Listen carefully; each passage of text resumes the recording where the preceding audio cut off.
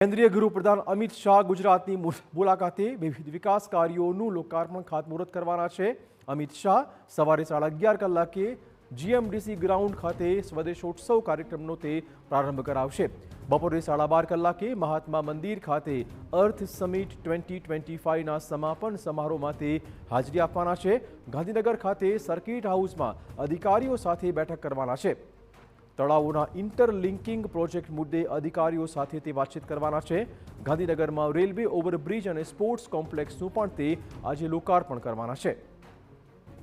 સવારે 10:30 કલાકે અમિત શાહ જીએમડીસી ગ્રાઉન્ડમાં સ્વદેશોત્સવ કાર્યક્રમનું ઉદ્ઘાટન કરશે અને ત્યાર પછી બપોરે 12 કલાકે ગાંધીનગરમાં અર્થ સમિટ 2025ના સમાપન સમારોહમાં તે હાજરી આપવાના છે।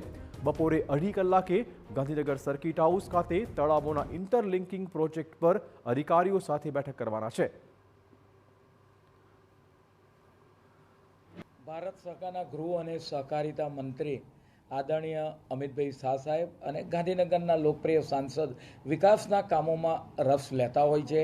7 તારીખે સવારથી મહાનગરપાલિકાના લગભગ 9 જેટલા લોકાર્પણો અને ખાતમુહૂર્ત તદુપરાંત ગોતા ટીપી 32ની અંદર 1506 કરોડના અમદાવાદના વિવિધ લોકાર્પણના કામો અને ખાતમુહૂર્તો કરવામાં છે।